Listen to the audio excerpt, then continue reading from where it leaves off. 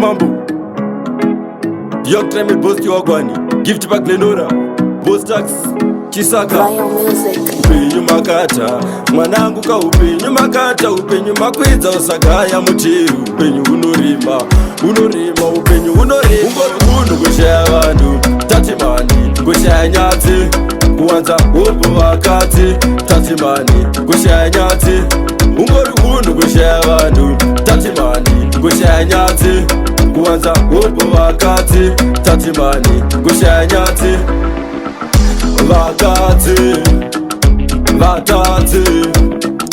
vakati vatadzi sei muchida kungondidai munongoda kundivengesa nehama dzangu hamudi kundiona ndichifara ndichisekerera pamwe ndingori nehama dzangu ungori hunhu kushaya vanhu tatimani kushaya nyatsi kuwanza hopo vakati tatimani kushaya nyatsi ungori hunhu kushaya vanhu tatimani kushaya nyatsi kuwanza hopo vakati tatimani kushaya nyatsi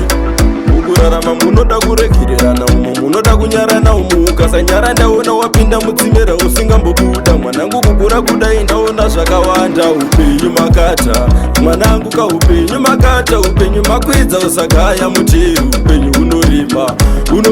upenyu unorima unhu kushaya vanhu tatimani kushaya nyatsi kuwanza hopo vakati tatimani kushaya nyatsi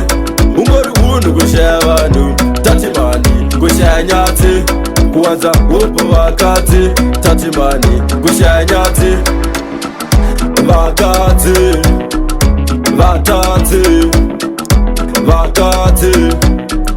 vatadzi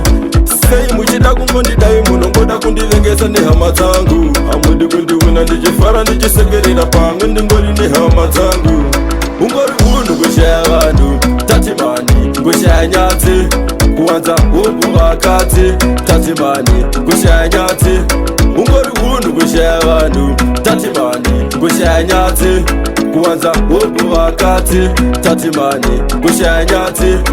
mukurarama munoda kuregererana umo munoda kunyarana umo ukasanyara ndaona wapinda mutsimera usingambobuda mwanangu kukura kudai ndaona zvakawanda upenyu makata mwanangu ka upenyu makata upenyu makwidza usagaya muteru upenyu unorima upenyu unorima ungori hunhu kushaya vanhu tatimani kushaya nyatsi kuwanza hopo vakati tatimani kushaya nyatsi ungori hunhu kushaya vanhu tatimani kushaya nyatsi kuwanza hopo vakati tatimani kushaya nyatsi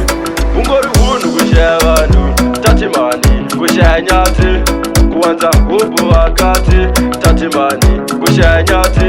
ungori hunhu kushaya vanhu tatimani kushaya nyatsi kuwanza hopo vakati tatimani kushaya nyatsi